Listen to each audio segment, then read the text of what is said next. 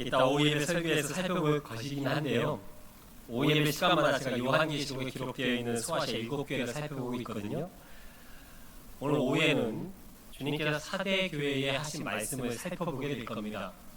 주님께서 이 사대 교회의 성도들에게 이렇게 말씀하셨어요. 네가 살았다는 이름은 가졌지만 실상은 죽어있다. 그렇게 말씀하시거든요. 겉으로 드러나는 모습과 그리고 실제 모습이 달랐던 거죠. 그런 경우는 아마 있으실 겁니다. 인터넷으로 열심히 제품을 찾았습니다. 그래서 사이트에 들어가서 사진을 보고 야 이거 괜찮다 해서 구입을 했는데 그래서 물건이 왔어요. 근데 내가 예상했던 거는 전혀 달라요. 색깔도 다르고 사이즈도 좀 다르고요. 그래서 아마 반품해본 경험이 있으실지도 모르겠습니다. 언젠가 숙소를 예약했는데 그래서 가서 봤더니 방이 너무 좁아요. 인터넷에 올라왔던 그 사진과는 전혀 다릅니다. 봤더니 아마 카메라 광각으로 찍어가지고 방을 넓힌 것처럼 보이는 거죠. 맛집이라고 선전해서 찾아갔더니 맛이 맹숭맹숭합니다. 사람들이 남긴 그 댓글과는 전혀 달라요. 의심이 되는 거죠. 야, 이 댓글 알바생들 쓴 거 아닐까? 이런 의심이 되는 그런 맛이에요. 겉보기와 실제가 다를 때 우린 당황합니다. 주님이 우리를 보고 그러실 수 있겠다 싶어요. 경건한 사람처럼 보이는데 실제로는 경건하지 않아. 주님이 당황하실지도 모르겠어요. 오늘 본문은 우리에게 겉모습만 그럴싸한 경건이 아니라 참된 경건이 무엇인지 우리에게 알려주고 있어요. 진짜 경건한 신앙은 어떤 모습일까? 26절 참된 경건은 자기 혀에 재갈을 물리는 거랍니다. 지난 주일 주님께서 우리에게 원하시는 것 세 가지를 여러분과 나눴습니다. 듣기는 속히 하고, 말하기는 더디하고, 성내기도 더디하라고 말씀하셨죠. 오늘 본문은 지난주 말씀의 연장선에 있습니다. 참된 경건, 참된 신앙은 혀에 재갈을 물리는 것, 말에 주의하는 겁니다. 참된 신앙, 참된 경건을 좌우하는 지표가 뭐냐면 말이라는 거예요. 이게 참 인상적입니다. 말이 우리의 경건을, 우리의 신앙을 드러내네요. 내가 어떤 말을 하느냐가 내가 어떤 신앙인인지 드러내는 겁니다. 내 말이 내가 어떤 성도인지를 밝히는 거예요. 이에 대해 예수님께서 이런 말씀하셨습니다. 열매로 나무를 알 수 있다고요. 열매가 작고 맛도 없어요. 떨떠름해요. 아 이게 뭐야 이게 당도도 낮고요. 그러면 이 나무도 부실합니다. 나무가 부실해서 이런 열매가 나온 거죠. 반면 열매가 아주 실합니다. 달고 아주 커요. 먹음직스러워요.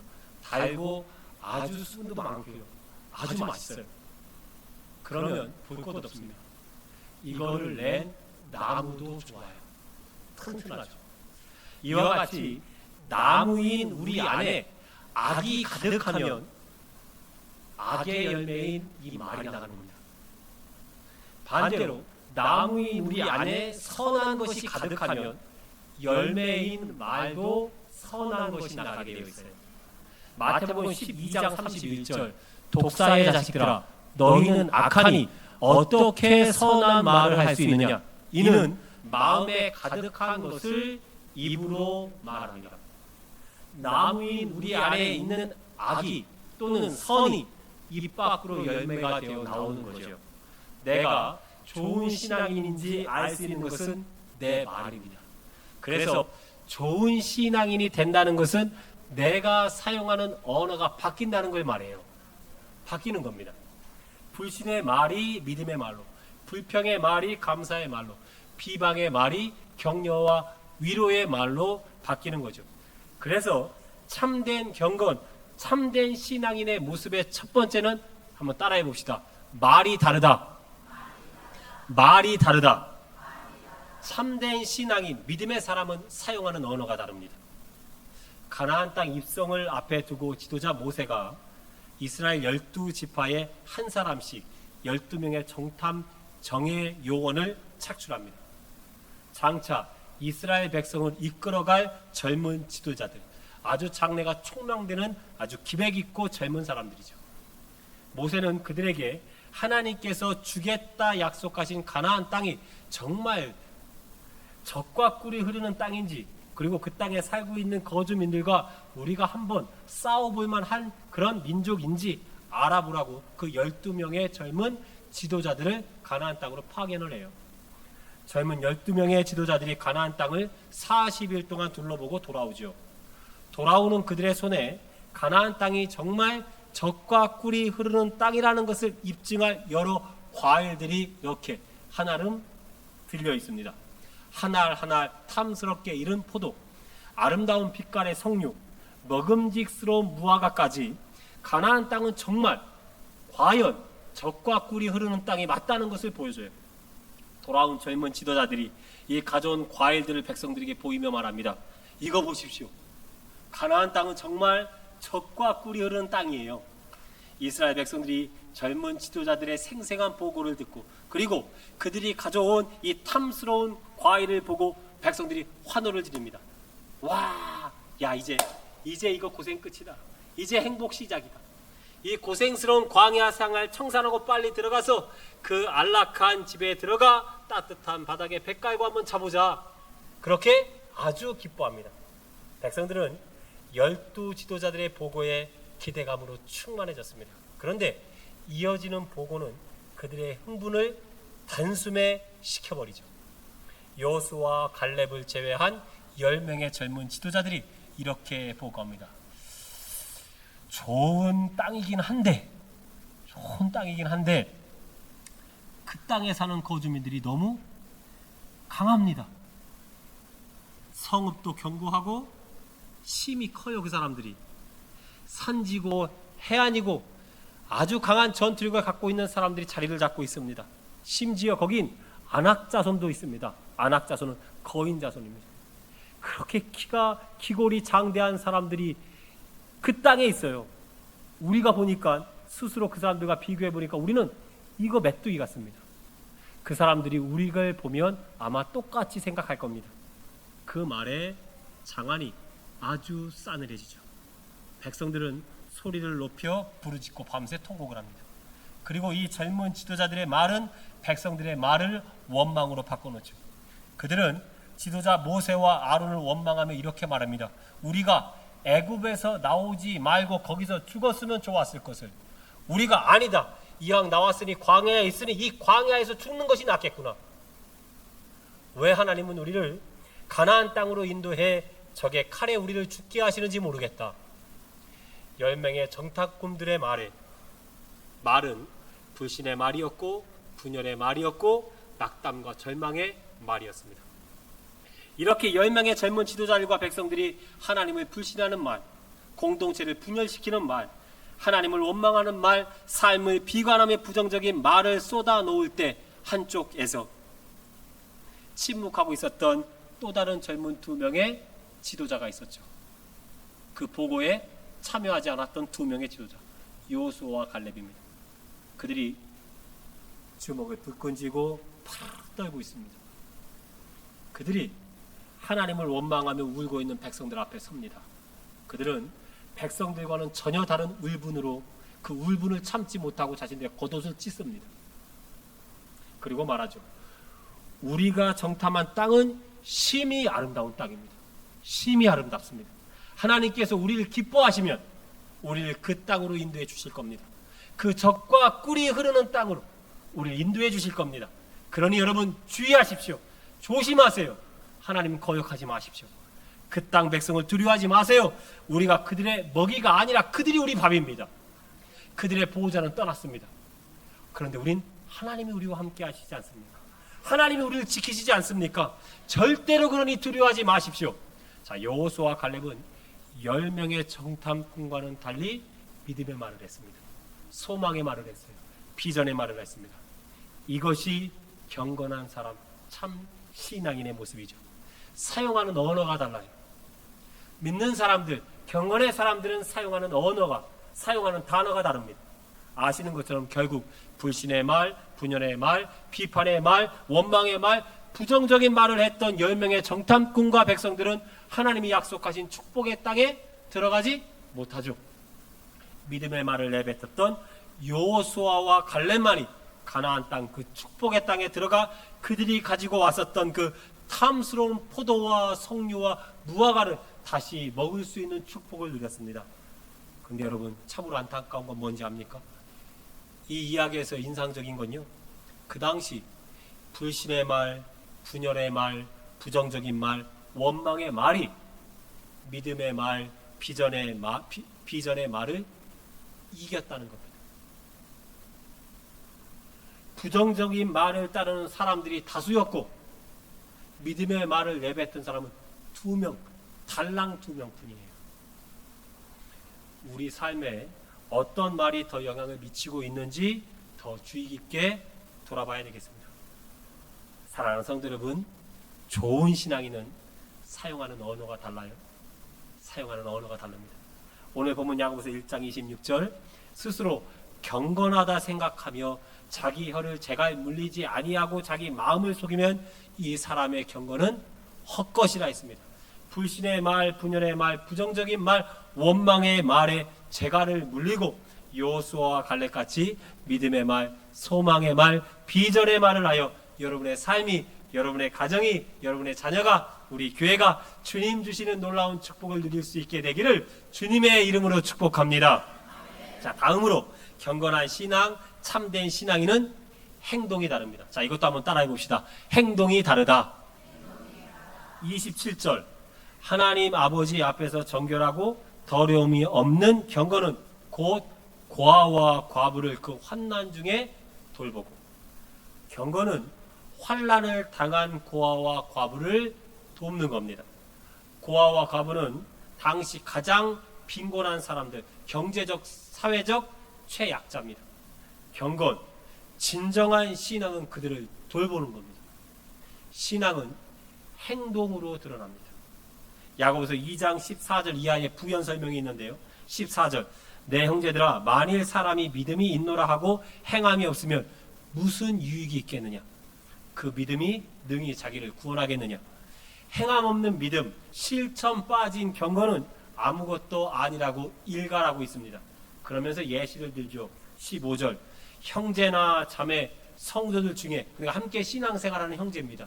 그 형제들 중에 헐벗고 굶주린 사람이 있습니다. 자, 어떻게 해야 될까요? 16절처럼 하면 오답입니다. 빵점이에요. 16절, 평안히 가라, 덥게 해라, 배부르게 해라.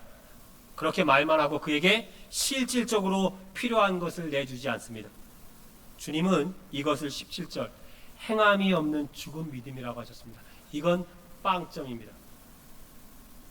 오답에 이어서 정답이 나오는 건 아니지만 정답을 유추하는 건 어렵지 않죠.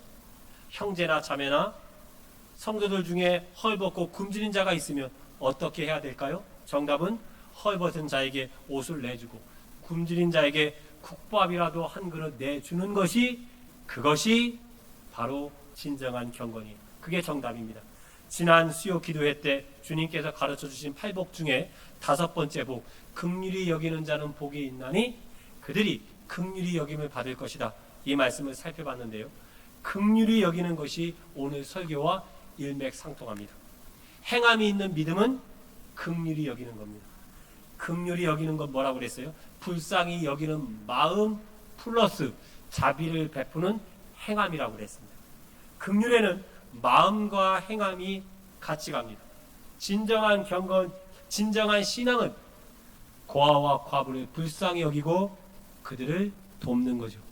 우리가 세상 사람들에게 절대로 듣지 말아야 될 말, 교회 다니는 사람들은 입만 살았더라, 이런 말 절대로 들으면 안 됩니다.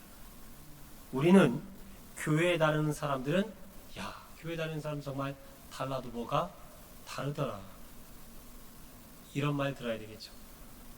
지난 수요일에도 말씀드린 것처럼 주님은 우리가 긍휼히 여기는 사람 되길 바라셨어요. 그래서 주님이 들려주신 이야기를 보시면요, 정말 우리에게 얼마나 긍휼히 여기는 삶을 살기를 원하시는지를 알 수 있어요. 많은 이야기들이 예수님께서 우리에게 긍휼히 여기는 삶을 살라고 그렇게 재촉하고 계세요. 지난 수요일에는 선한 사마리아 사람 이야기를 들려드렸습니다.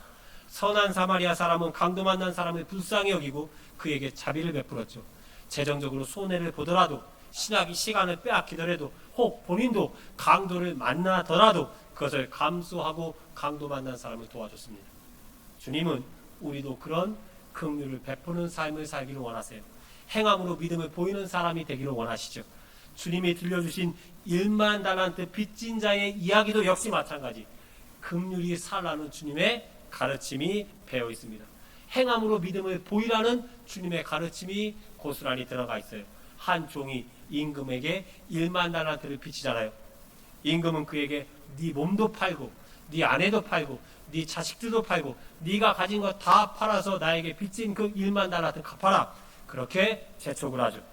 1만 달란트 빚진 종이 임금의 바지자락을 붙잡고 사정합니다. 임금님 용서해 주십시오. 반드시 갚겠습니다. 조금만 기다려 주세요. 사정을 합니다. 반드시 갚을 테니 시간 좀 달라고 사정을 해요. 그런데 1만 달란트는 평생 그가 갚을 수 없는 돈을 의미합니다. 그것이 액수가 얼마인지는 중요하지 않아요.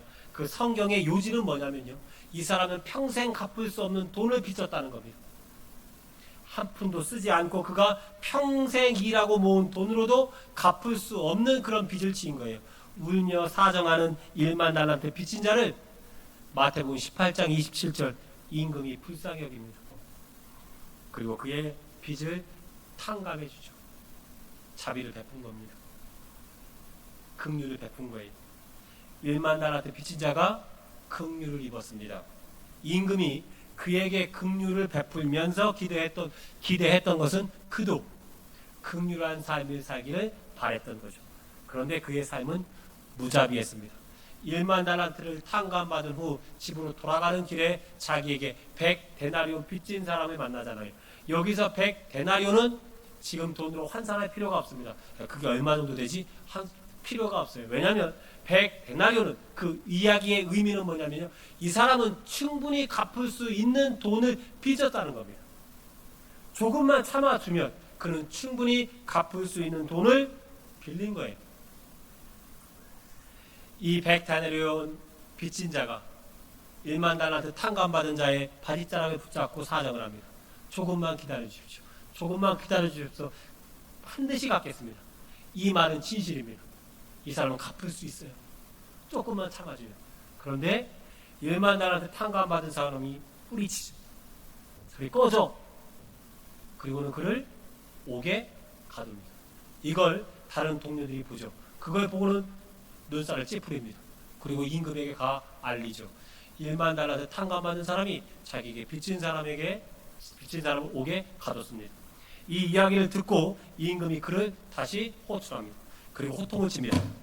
이 악한 종아, 악한 종, 네가 빌기에 네 진 빚, 네가 절대로 갚을 수 없는 그 빚을 내가 탕감해 줬거든.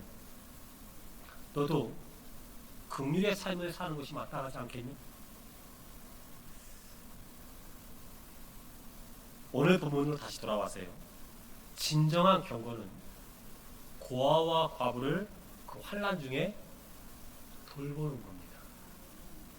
긍휼을 베푸는 거예요. 우리의 신앙은 긍휼의 삶으로 드러나요. 행위로 드러납니다. 사랑하는 성도 여러분, 저와 여러분이 입만 산 성도가 아니라 행동으로 말하는 성도가 될 수 있기를 주님의 이름으로 축복합니다. 자, 마지막 세 번째인데요. 진정한 경건, 참 신앙인은 27절 자기를 지켜 새 속에 물들지 않게 하는 겁니다. 이게 무슨 말씀입니까? 제가 이 말씀 붙들고 오랫동안 묵상했습니다. 나를 새 속에 물들지 않게 하라는 말씀이 대체 뭔가? 이건 앞의 내용의 연장이겠다 싶어요. 앞에서 참 경건에 대해 두 가지를 말씀했죠. 참 경건은 내 혀에 재갈을 물리는 것. 참 경건은 말을 다르게 하는 것이라고. 참된 경건한 사람은 사용하는 언어가 달라야 됩니다. 자, 둘째, 참 경건은 고아와 과부를 돌보는 것. 참 경건은 행동을 다르게 하는 것이라 했습니다. 경건의 사람은 긍휼히 여기는 사람이에요. 행함으로 믿음을 보이는 사람이죠. 자, 이 둘과 연결하여 27절 세 번째, 참 경건은 자기를 지켜 새 속에 물들지 않게 하는 겁니다. 즉, 내 말과 행동이 세속화되지 않도록 지켜나가는 것이 참 경건이고 신앙인데, 우리의 말과 행동이 자꾸 세상의 방식, 죄의 본성을 따르려고 합니다. 그걸 주의하지 않으면 내 이 불신의 말을 내뱉게 됩니다. 내가 주의하지 않으면 자꾸 상대방에게 상처 주는 말을 내가 합니다. 내가 주의하지 않으면 공동체를 분열하는 말을 툭툭 내뱉습니다. 내가 주의하지 않으면 낙담하고 절망하는 말, 거짓과 자기 자랑의 말은 자꾸 늘어나요. 또 나를 쳐 복종시키지 않으면 내 행동은 상대방을 싸늘하게 만들어요. 고아와 과부처럼 나보다 못한 사람 돌보며 살아가야 되는데 그렇게 하지 못하고 그런 사람 돌보지 못합니다. 긍휼히 여기지 못해요. 불쌍히 여기지 못하고 자비를 베푸지 못합니다. 이것이 세속이요, 이것이 우리의 본성이죠. 그러기에 경건, 참 신앙은 죄의 본성에 따르지 아니려고 오늘도 내 입에 재갈을 물리는 겁니다. 오늘도 내 행동에 긍휼이 있는가 돌아보는 거예요. 그렇게 세속에 물들지 않고자 애쓰는 경건의 사람, 그것이 참 신앙인 거죠. 사랑하는 성도 여러분, 말씀을 정리합니다. 우리 믿는 자들은 말이 달라야 됩니다. 믿음의 말, 감사의 말, 소망의 말, 화합의 말, 비전의 말을 하실 수 있기를 주님의 이름으로 축복합니다. 우리 믿는 자들은 행동이 달라야 돼요. 주변에 있는, 여러분 주변에 있는 불쌍한 사람들, 가족이 가장 불쌍하죠, 사실. 여러분 가까이 있는 가족들부터 챙기시고, 또 교회 성도들 중에 어렵고 힘든 사람들이 있다면 그 사람들을 돌보며 긍휼의 삶을 살아가세요. 그리고 우리 믿는 사람들은 매일매일 내 말이, 내 행동이 세속화되지 않도록, 세속에 물들지 않도록 점검하는 사람들입니다. 그런 하나님의 사람들 되어 참된 경건으로, 참된 신앙으로 주님을 기쁘시게 해드리는 저와 여러분, 우리 김천 북부교회가 되기를 주님의 이름으로 축복합니다.